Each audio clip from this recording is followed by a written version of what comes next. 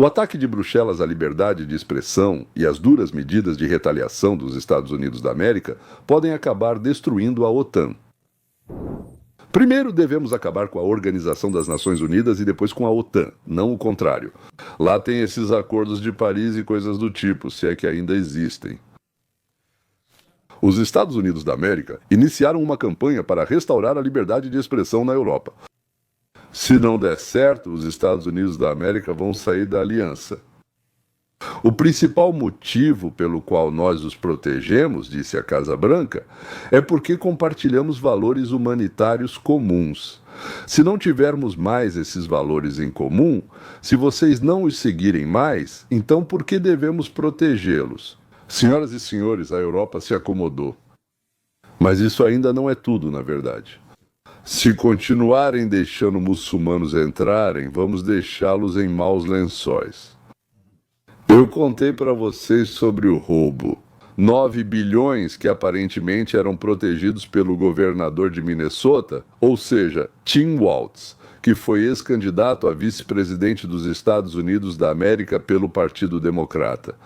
E hoje vou falar também sobre o governador da Califórnia, o meu favorito, sob o qual eu vivo, e que aparentemente acobertou o roubo de uma quantia ainda maior. E o nosso estado é maior, né? 78 bilhões de dólares desapareceram. Mas vamos começar mesmo assim com os acontecimentos internacionais. Aconteceu, na verdade, algo inacreditável. Marco Rubio anunciou que começa uma investigação sobre atividades anti-americanas de funcionários da União Europeia e também do Reino Unido. Por atividade anti-americana, entende-se a censura de jornalistas e políticos americanos, a proibição de rádios, TVs e programas de internet americanos nos meios de comunicação e na internet. Ou seja, quase impossível transmitir livremente na Europa. E outras ações para restringir a liberdade de expressão. A palavra dos americanos, quero dizer. No centro, algumas organizações se destacaram e já agimos contra elas. O Centro de Combate ao Ódio está localizado em Londres. Publicou relatórios, ou melhor, publicava relatórios sobre desinformação americana e coordenava campanhas, fazia lobby junto ao governo, aos europeus, aos países europeus, para pressionar as redes sociais dos Estados Unidos da América e acabar com o ex-Musk. Basicamente, o ataque vinha desse lado. Ou seja, para conseguir a possibilidade de agir contra contas indesejadas nas redes sociais. Ou seja, a Europa poderia simplesmente pegá-los e desligar. Ou seja, entre direto no sistema, fale com os outros e desligue, é isso mesmo? Por que eles eram incômodos? Porque eles criticavam o vaquismo, digamos assim, e todo tipo de besteira globalista, que eles lá, sei lá, acreditam ou não, mas continuam insistindo. Visto não é um direito, é um privilégio, visto. O direito de entrar nos Estados Unidos foi retirado do líder da organização sobre a qual eu contei para vocês, Imran Ahmed. O nome dele é bem britânico, totalmente britânico. Os líderes agora são do Hate Aid da Alemanha, antes era da Grã-Bretanha, mas esses são da Alemanha. Organizavam processos e reclamações contra as redes sociais por moderação insuficiente. Traduzindo para o russo, não censuraram do jeito que eles queriam. Eles queriam que fosse censurado de uma forma, mas foi censurado de outra, menos ou algo assim. Josefina Balan e Anna-Lena von Gindenberg, ou seja, provavelmente parente de Gindenberg, foram proibidas de entrar nos Estados Unidos da América por incitar ódio contra os Estados Unidos. Se nos odeia, não precisa vir aqui. Do meu ponto de vista, o índice global de desinformação. Por que as pessoas gostam de dar nomes tão pomposos assim, até para desviar a atenção do que realmente fazem? Então, índice global de desinformação. Eles faziam listas negras de jornalistas da mídia dos Estados Unidos da América que escreviam artigos e programas que não agradavam ao globalismo, ao wokismo, ao coletivismo e pressionavam os anunciantes para que parassem de anunciar em publicações conservadoras americanas. Ou seja, vocês estão tentando calar a nossa boca, a nós, americanos, certo? A diretora do centro, Claire Melford, isso mesmo, a diretora Claire Melford. Ah, então é Claire Melford, nome e sobrenome. Eu achei que era o nome do centro. Então ela foi privada do visto para os Estados Unidos da América. O comissário do Parlamento Europeu, Thierry Breton, ameaçou pessoalmente as plataformas americanas, ou seja, as redes sociais, com grandes multas por não removerem conteúdo de direita. Ou seja, se vocês não removerem o que a gente não gosta, vão ter que pagar multas para eles. Ou seja, isso já é simplesmente a União Europeia, a própria União Europeia, não é alguma organização qualquer. É a União Europeia tentando interferir na liberdade de expressão dos americanos.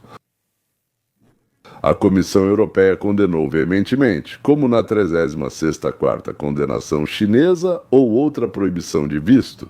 Agora, além de barrar 5 pessoas, vamos impedir ainda mais a entrada, declarando que a União Europeia se reserva o direito de tomar medidas de retaliação. Bem, pessoal, claro, vocês têm todo o direito de tomar medidas de retaliação. O que isso significa, aliás, não está claro. Então, Bruxelas destaca que a União Europeia tem o direito soberano de tomar medidas de retaliação contra quaisquer ações injustificadas dos Estados Unidos da América. O que isso significa? Talvez eles queiram que justifiquemos essas ações, não sei, ou talvez eles mesmos decidam se as ações são justificadas ou não. Vai saber, mas eles claramente não estão satisfeitos, ou seja, claramente insatisfeitos, e com razão, nós realmente queríamos que eles ficassem insatisfeitos. Naturalmente, os próprios prejudicados. Esses 5 dizem que defenderam a liberdade de expressão, nada mais, nada menos que defenderam a liberdade de expressão, aparentemente proibindo a liberdade de expressão que não gostavam. Porque a verdadeira liberdade de expressão você sempre defende reprimindo a liberdade de expressão que você considera falsa? Eles dizem que não podem ser intimidados, que vão continuar lutando contra a liberdade de expressão americana para garantir a liberdade de expressão europeia? Ó Deus, e juram continuar aplicando as regras e leis europeias para suprimir as palavras que eles não gostam. Bem, eles escreveram uma lei, depois disseram que tudo seria legal, porque olha só, nós escrevemos uma lei, sim, uma lei. Bem, se disseram que antes de atirar em você, é obrigatório pular em uma perna, depois na outra e só então atirar. Está tudo escrito. Atiraram, mataram legalmente, sim, pessoal. Fizemos tudo como está escrito na lei. Isso deve ser o que eles chamam de liberdade de expressão à la Plekhanov. Representantes. Os representantes do Índice Global, aquele mesmo sobre o qual falei, declararam que suas listas negras não são tão negras assim e que isso, pelo contrário, é uma manifestação do direito da Europa. A continuação é não permitir que os anunciantes participem da disseminação da má influência americana sobre as mentes dos europeus. Bem, eles têm medo, sim, e consequentemente certa vez o filho de Kobzon, lembro, explicou em uma entrevista na televisão que existe máfia ruim e existe máfia boa. Eu imagino que ela seja ruim. Quando não é dele, nem do pai, mas a do papai é boa, ele conhece todos. São gente boa. A Europa repetiu essas palavras sábias, dizendo que existem listas negras ruins, e existem, bem, aquelas que outros fazem, e existem listas boas, quando são eles que fazem. Bem, eles mesmos fazem, bem, eles, na minha opinião, são os herdeiros ideológicos de Goebbels, Trotsky e Mao Tse-tung. Imran Ahmad informou que os Estados Unidos da América e Trump, bem como Rubio, claro, sim, são racistas, e ele não esperava nada diferente deles. Mark Rubio, por sua vez, informou que as listas de intocáveis foram ampliadas. Aqueles com os quais não queremos ter contato nem mesmo com uma vara de 6 pés. E nenhum daqueles que tentar influenciar a liberdade de expressão de opinião, digamos, dos americanos, será permitido entrar nos Estados Unidos da América. A declaração de guerra aos globalistas da União Europeia começou, na verdade, com o discurso de J.D. Vance em um encontro com os aliados europeus. E nós vamos falar sobre esse encontro histórico, na minha opinião. Mas vamos começar com Rubio, que diz aos jornalistas: nós somos meio que aliados da Europa. Bem, por causa da proximidade, da semelhança das nossas visões, só que essa semelhança parece ser mais do nosso lado. Agora, em palavras, Há quanto tempo essa aliança é chamada de ocidental, certo? Não sou o único que diz isso. Se você for às reuniões da OTAN e conversar com as pessoas, elas vão dizer nossa história comum, herança, valores, prioridades. É sobre isso que eles falam ao explicar o motivo da existência da aliança. Mas se você apaga sua história comum, cultura, ideologia, prioridades, princípios, então o que resta para você? Apenas um acordo de defesa direta? Isso é tudo no que vocês têm, é isso que estou tentando mostrar, de forma simples. Na base das nossas relações, por exemplo, com a Europa, está o fato de que temos uma cultura comum, uma civilização comum, uma experiência comum, valores comuns, em questões como direitos humanos, liberdade, independência, democracia e direitos individuais. Todas essas coisas que nós, como nação, herdamos em muitos casos, porque muitos dos inventores das ideias que levaram à fundação do nosso país nasceram justamente nesses lugares, dentro da Aliança Ocidental. Se isso for retirado, se isso for destruído, porque por algum motivo isso já não é mais prioridade. Eu realmente acredito que isso cria tensão e ameaça a aliança a longo prazo e de forma geral. Quanto aos motivos políticos internos pelos quais as pessoas não concordam com isso, não vou comentar além do que já disse. Eu realmente acredito que, na base desse relacionamento especial que temos, está o fato de termos uma história comum, valores comuns e princípios civilizatórios compartilhados. É a mais pura verdade. Nós somos o Ocidente, que apoia a liberdade individual e o Estado de Direito.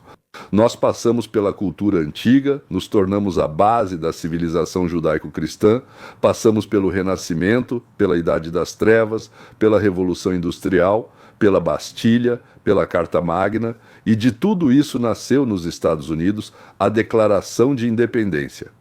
Se não temos isso em comum com vocês, então por que estamos juntos? Precisamos repensar nosso relacionamento. Além disso, a Europa está virando um califado. Em breve, ela compartilhará princípios com Irã, Sudão, Indonésia e a Bállia, não mais conosco, Austrália ou Canadá. É uma nação fundada em princípios ocidentais como liberdade, valor e direito do indivíduo, direito à autodeterminação, tudo isso são valores ocidentais. Sim, outros podem tê-los adotado em diferentes partes do mundo, mas eles vêm da história ocidental. Não precisamos pedir desculpas por isso. Por que deveríamos? Quem, por exemplo, não reconhece que várias características do nosso governo vêm da história romana e grega, é simplesmente um tolo. Simplesmente um tolo. Isso simplesmente não é verdade. Por isso, acredito que precisamos entender e aceitar, não negar, e é isso que estamos destacando aqui. Estamos preocupados que, se especialmente em algumas partes da Europa Ocidental, aquelas coisas que estão na base da nossa união e dos nossos laços com eles possam estar ameaçadas a longo prazo. Aliás, nesses países há líderes que também entendem isso. Alguns falam sobre isso abertamente, outros em particular. Na Europa Oriental e Meridional, isso é debatido mais abertamente. Ainda assim, é um fator a ser considerado. Agora vamos voltar ao vice-presidente dos Estados Unidos e ao seu discurso, que causou uma tempestade na Europa, embora fosse destinado a provocar um despertar. Continua. A ameaça que mais me preocupa em relação à Europa não é a Rússia, nem a China, nem qualquer outro agente externo. O que me preocupa é a ameaça interna, o afastamento da Europa de alguns de seus valores mais fundamentais, valores que ela compartilha com os Estados Unidos da América. Fiquei impressionado que um ex-comissário europeu recentemente apareceu na televisão e, com igual satisfação, informou que o governo romeno havia acabado de anular uma eleição inteira. Ele alertou que, se tudo não correr conforme o planejado, o mesmo pode acontecer na Alemanha. Declarações tão levianas chocam os ouvidos dos americanos. Durante anos, nos disseram que tudo o que financiamos e apoiamos é feito em nome dos nossos valores democráticos comuns. Tudo, desde nossa política em relação à Ucrânia até a censura digital, é apresentado como defesa da democracia. Mas quando vemos tribunais europeus anulando eleições e altos funcionários ameaçando cancelar outras, precisamos nos perguntar: será que realmente estamos no limite? Estamos mantendo padrões suficientemente altos? E eu digo nós porque acredito sinceramente que estamos do mesmo lado. Devemos viver os valores democráticos, não só falar sobre eles. Eu olho para Bruxelas, onde os comissários da União Europeia alertam os cidadãos de que pretendem fechar as redes sociais em tempos de agitação civil. Aquele momento em que eles percebem o que consideram, cito, conteúdo que incita ao ódio. Ou para este próprio país, onde a polícia fez buscas na casa de cidadãos suspeitos de publicar comentários antifeministas na internet, como parte, cito, do combate à misoginia no Dia de Ação Online. Eu olho para a Suécia, onde há 2 semanas o governo condenou um ativista cristão por participar da queima do Alcorão. Concordo, o que levou ao assassinato de seu amigo. E como o juiz do caso dele observou com assustadora franqueza, as leis suecas que supostamente protegem a liberdade de expressão, na verdade não a garantem. E eu cito: não há passe livre para fazer ou dizer qualquer coisa sem correr o risco de ofender um grupo que professa essa fé. E talvez o que mais preocupa, eu me dirijo aos nossos queridos amigos. No Reino Unido, o afastamento dos direitos de consciência ameaçou as liberdades fundamentais dos britânicos religiosos.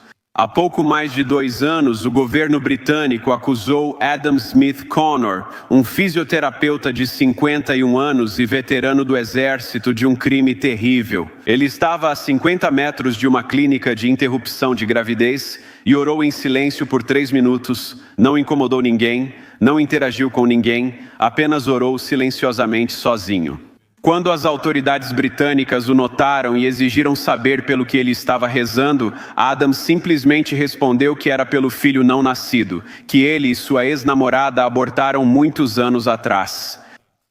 Isso não comoveu os policiais. Adam foi considerado culpado de violar a nova lei das zonas de proteção aprovada pelo governo. Essa lei criminaliza a oração silenciosa e outras ações que possam influenciar a decisão de uma pessoa. Em um raio de 200 metros da clínica de interrupção da gravidez, ele foi condenado a pagar milhares de libras esterlinas em custas judiciais para uma acusação. É uma pena não poder dizer que foi um acidente, um caso isolado de como uma lei mal escrita foi aplicada a alguém. Mas não. Em outubro do ano passado, há apenas alguns meses, o governo escocês começou a enviar cartas aos cidadãos cujas casas estavam localizadas nas chamadas zonas de acesso seguro, avisando-os de que até mesmo uma oração privada em sua própria casa pode ser considerada uma violação da lei. Ou seja, na Europa, orar em sua própria casa, seja em silêncio ou em voz baixa, pode ser considerado um crime, orar para si mesmo ou em voz baixa. Por isso pode ser preso. Há 400 anos, em 1600, foram eles, bem, os avós e avós deles, que queimavam as pessoas. Se você não acreditava em Deus e agora prendem você por acreditar em Deus e orar a Deus, bem, isso é uma oração. Então você acha que quando te punem, te prendem ou te queimam, importa se é por causa da fé ou por falta de fé, estão te punindo? É claro que o governo incentivava os leitores a denunciar qualquer cidadão suspeito de crime de pensamento na Grã-Bretanha e em toda a Europa. Tema que a liberdade de expressão esteja diminuindo. Bem, isso já é uma repetição exata de George Orwell. Crime de pensamento. E assim como a administração Biden desesperadamente tentou silenciar as pessoas por expressarem suas opiniões, a administração Trump fará o oposto e espero que possamos trabalhar juntos nisso. Há um novo xerife em Washington e sob a liderança de Donald Trump. Podemos não concordar com suas opiniões, mas vamos lutar pelo seu direito de expressá-las em público, concordando ou não com elas. É isso que eles não querem na Europa, Dubrovsky. É isso que os assusta. Foi por isso que Charlie Kirk foi morto. Na verdade, ele propôs debater publicamente. E por algum motivo, os esquerdistas, pelo que eu vi e ouvi, sempre perdiam esses debates. Porque as pessoas de repente ouviam não uma caricatura da opinião sobre direitos, mas uma opinião real, verdadeira, não algo idiota inventado por alguém. Então as pessoas diziam: ei pessoal, olhem só, parece que esses aí que a gente pensava outra coisa, na verdade estão certos. E é isso que é a morte do socialismo, a morte do globalismo, de qualquer coletivismo que eles inventaram. A União Europeia decidiu parar os Estados Unidos e as disputas então com os Estados Unidos e com a nossa ideologia, pelo método da força, e aplicou ao ex, ou seja, Elon Musk, uma multa de 120 milhões de euros por não fornecer à União Europeia informações sobre as fontes de dissidência. Além de lerem, ainda precisam saber quem pagou ou está por trás disso, o nome da pessoa e afins. Eles precisam saber disso porque querem fazer uma lista meio cinza escura. 120 milhões de euros, bom, isso não vai quebrar o Elon Musk, claro, mas também não é uma quantia pequena, e isso vai assustar outras plataformas que não são tão poderosas quanto o Musk. Ele, digamos, Musk, se recusa a censurar aquilo que, do ponto de vista dos americanos, é uma opinião diferente da europeia. Ataques às plataformas são ataques à liberdade de expressão, segundo Musk, Trump, Ruby e eu também concordo. Por exemplo, em 2023 e 2024, fui banido do Facebook e do YouTube 8 vezes por violações de regras pouco claras. Eu, no mínimo, quero dizer assim. E o algoritmo que faz isso não são pessoas que verificam, é tudo automático. Muitas vezes não diferencia, digamos, uma opinião de uma citação das palavras de outra pessoa, se você disser, tipo, tal pessoa. Ele pede para expulsar tal grupo de pessoas do país, o algoritmo entende isso como se fosse você mesmo pedindo para expulsar, digamos, algum grupo racial do país e fecha o seu canal. Primeiro por 3 dias, depois uma semana e até fechar de vez. Nos Estados Unidos, então, a primeira emenda protege a fala que os governantes não gostam. E na Europa não é assim, como aqui. Jevin e os democratas perderam 76 bilhões. O maior roubo da história da Califórnia. Aqui no nosso estado foi feita uma auditoria e descobriram que, sob a sábia liderança do principal candidato à presidência do Partido Democrata, ou seja, Gavin Newsom, houve um desfalque. Está faltando, sim, 76 bilhões de dólares. Vocês vão perguntar como isso é possível, como alguém perde 76 bilhões quando você pessoalmente faz declaração para a Receita Federal, eles vão te cobrar 76 dólares. Ou seja, se cometer um erro, terá que pagar juros ou multa, uma penalidade por declaração incorreta. E o estado da Califórnia, sob a sábia liderança, como já falei, do bonitão Gavin, sobrinho da Nancy Pelosi, perdeu 76 bilhões, nem milhões, bilhões. Adivinha de quem é esse dinheiro? Não, você errou. Esse é o dinheiro dos contribuintes. Ou seja, dos meus filhos, dos meus amigos, dos meus vizinhos, de vocês. É o nosso dinheiro. No melhor cenário, ele perdeu o dinheiro, no pior, roubou. Claro, não ele exatamente. Ele deixa essas coisas pequenas para os comparsas, não se envolve nelas. Os camaradas não são quaisquer um do partido, né? Então por que só de um partido? Só existe um partido na Califórnia? Só existe o grande, poderoso, invencível, fedorento, podre, até o âmago, popular, democrático, fascista, Partido Socialista. Não temos outros, quer dizer, existem em algum lugar, existem, mas não estão perto do poder, nem perto do dinheiro. Por 76 bilhões de dinheiro, mesmo para o maior estado dos Estados Unidos da América, isso é impressionante. Os republicanos chamam a Califórnia com inveja de capital da fraude dos Estados Unidos. Mas eles não têm acesso ao coxo e só podem ranger os dentes e sentir inveja. Os auditores publicaram um relatório de 92 páginas no qual os governadores e os chefes de 8 agências, agências como ministérios, por assim dizer, agências civis da Califórnia, quer dizer, não sei. Os gerentes dessas agências, Deus sabe como eles são chamados aqui. Que seja por negligência ou por má intenção, chamaram de pessoas não confiáveis. Ou seja, ou são canalhas ou ladrões, uma insinuação de ladrão, claro, sim. Ou seja, quem falsifica, esconde e não entrega relatórios. Se ao menos fossem lá, entregassem e dissessem: isso está aqui, isso está aqui. Não entendemos nada, ajudem, seriam idiotas, mas ao esconder ou falsificar, talvez sejam idiotas ou ladrões. Tudo o que aconteceu mostra, ou seja, neste relatório está mostrado o que pôde acontecer, porque Newsom interferiu, facilitou e cancelou muitos procedimentos estaduais de verificação de fraudes. Newsom não explica o motivo do cancelamento.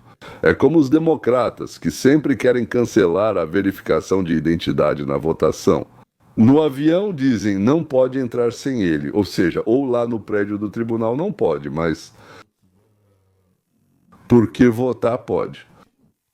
Você logo pensa, por que fazem isso? O senso comum diz que é preciso descobrir. Você quer que a votação seja honesta, ou seja, se você quer honestidade, então tem que verificar. Mas se você não quer honestidade e quer outra coisa, então de jeito nenhum deve permitir apresentar a lei, para que não tenha o direito de apresentar. Se apresentar, imediatamente você é expulso. Além disso, nesse mesmo relatório, foi descoberto que o patrimônio do Estado, apesar dos bilhões destinados, ou seja, para consertar, manter e coisas do tipo, está em um estado muito mais precário do que quando o nosso estimado Gavin Newsom se tornou governador. Deixe-me dar um exemplo.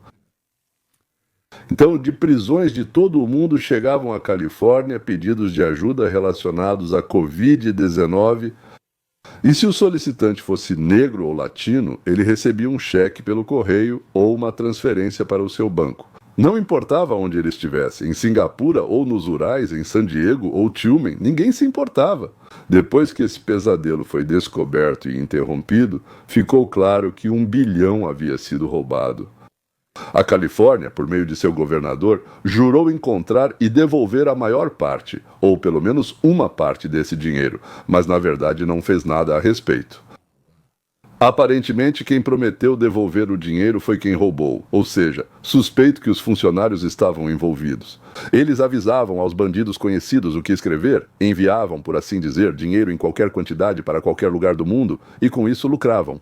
Mas isso é só 1 bilhão e 76, ainda restam 75, não dá para falar tudo sobre cada um, mas o principal número é este. No momento, o estado da Califórnia está devendo, ou seja, assinou compromissos, pegou dinheiro para algum lugar, gastou não se sabe onde, e esse dinheiro simplesmente sumiu. Deve. 1,4 trilhão de dólares o estado da Califórnia deve. 1,4 trilhão de dólares e não faz a menor ideia de como vai devolver esse dinheiro. E agora eu não vou dizer o nome dele, o Partido Democrata quer fazer dele o presidente dos Estados Unidos da América. Aí eles vão poder roubar não 76 bilhões, mas tipo 76 trilhões se tiverem sorte. Eles ficam chateados porque o Elon Musk tem 1 trilhão. E eles, tipo, quantos democratas temos? Nenhum democrata tem 1 trilhão, mas eles querem. Se roubarem 76 trilhões, aí 76 pessoas vão ter 1 trilhão cada. Bom, ganhar dinheiro é mais difícil, né, do que roubar, então roubar é mais fácil. Na Califórnia moram cerca de 39 milhões de pessoas. Eles pagam impostos enormes, taxas, cobranças, regulamentações, restrições. Acho que, na minha opinião, é mais do que qualquer outro lugar nos Estados Unidos da América.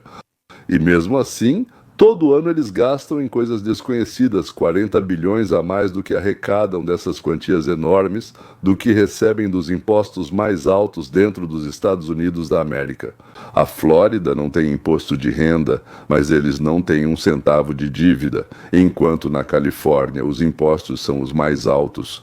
Todo ano faltam 40 bilhões na Flórida, todos os projetos planejados e projetados são realizados, já na Califórnia não. Todas as iniciativas anunciadas não chegam ao fim, a menos que gastem 3 vezes mais dinheiro do que foi originalmente destinado e receberam mais de 18 bilhões. Eles deveriam ter construído uma linha de trem-bala, acho que de Los Angeles até São Francisco, talvez ali, enfim, sim, até São Francisco por 18 bilhões de dólares. E esse dinheiro foi gasto, sim, foi gasto com ele criar um plano e calcular um orçamento. Aliás, até dinheiro custa, sim, embora devessem ter construído todo o sistema ferroviário e colocado ele para funcionar por essa quantia enorme de dinheiro. E Jevin fez um plano, não colocou nem um metro de trilho e declarou que todo o dinheiro acabou o dinheiro, tudo acabou. Sim, nós calculamos, aqui está o cálculo, aqui está o plano, aqui ela passa assim, aqui tanto, aqui vai custar tanto, aqui tanto, está aqui. Esse plano nos custou 16 a 18 bilhões de dólares, só o plano. Bom, ou seja, ele de novo, ou é ladrão ou é idiota. Sinceramente, eu espero que ele seja ladrão, porque seria pior se fosse idiota. Outro exemplo? Os californianos, durante muitos anos, agora me lembro, pagaram um imposto sobre seus smartphones para arrecadar dinheiro. Foi anunciado para nós que precisávamos pagar um pouco, por assim dizer, e nós concordamos, votamos para melhorar o sistema de resposta imediata.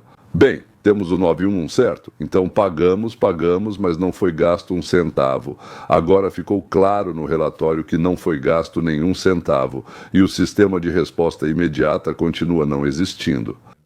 De acordo com os cálculos, arrecadaram 685 milhões de dólares e agora não conseguem encontrar esse dinheiro. Não, sumiram para algum lugar, né? E o que temos a ver com isso? Eles dizem, mas nós, o dinheiro desapareceu sem deixar pistas, não sabemos onde está, então por que sermos punidos ou repreendidos? Não faz sentido. Pois é, gastaram 24 bilhões com os sem teto, mas e o problema? Continua do mesmo jeito, não foi resolvido. As ruas, bem, lá... Cartazes, barracas estão montadas, por assim dizer, em todas as ruas, sim, e os 24 bilhões se foram, de novo, sumiram, escaparam, desapareceram. O país mágico da Califórnia, o dinheiro some sozinho como percevejos, e o dinheiro simplesmente desaparece, bem como os percevejos aparecem de novo, mas o dinheiro não, de jeito nenhum, de jeito nenhum. Já até depois do incêndio, tivemos um incêndio, você ouviu falar, né? Foi quase tudo, como dizem, o Pacífico, um dedo queimou e ainda teve uma quantidade enorme de coisas queimadas lá. Nenhum centavo foi destinado para melhorar o abastecimento de água, nenhum. Mesmo depois disso, 49 represas no sistema. E mesmo assim, o sistema de abastecimento de água da Califórnia está em estado crítico. E dizem que durante o tempo em que Newsom esteve no cargo de governador, o número de problemas que exigiam atenção imediata e não receberam, ou seja, consertos, aumentou em 76. Isso veio do mesmo relatório. Eram 100, agora são 176. Existe a possibilidade de que nos próximos anos a Califórnia receba 23% menos água do que precisa. Se não começarmos a agir urgentemente enquanto Gavin ou outro democrata estiver no comando, ninguém vai fazer nada porque fariam. É melhor liberar dinheiro. Nosso problema não acaba, precisamos de mais. Mas se resolver, ninguém dará mais dinheiro. Aliás, quase alcançaram Tagirã, né? Eu já contei para vocês, lá já está faltando, moram 9 milhões de pessoas e eles planejam transferir 4,5 milhões de pessoas de Tagirã para outra parte do Irã, porque só há água para metade da população. Eles mesmos fizeram isso, fizeram tudo sozinhos, roubaram, destruíram tudo com as próprias mãos, nós também aqui com as nossas próprias mãos. E isso sendo que ninguém bombardeou a Califórnia. Últimas legendas ultimamente. Digamos, sim. Mas há uma possibilidade de que nossos funcionários sejam tão burros que realmente não sabem onde está todo esse dinheiro. Já em Tagirani, eles sabem exatamente onde está esse dinheiro, eles não são burros. Aí sim é uma catástrofe, porque se eles realmente não sabem disso, então é uma catástrofe. Porque isso significa que em toda a Rússia e Ucrânia, por exemplo, os funcionários pelo menos constroem mansões na Itália. E os nossos talvez simplesmente não entendam nada, não saibam, não estejam por dentro. É bem possível, é bem possível.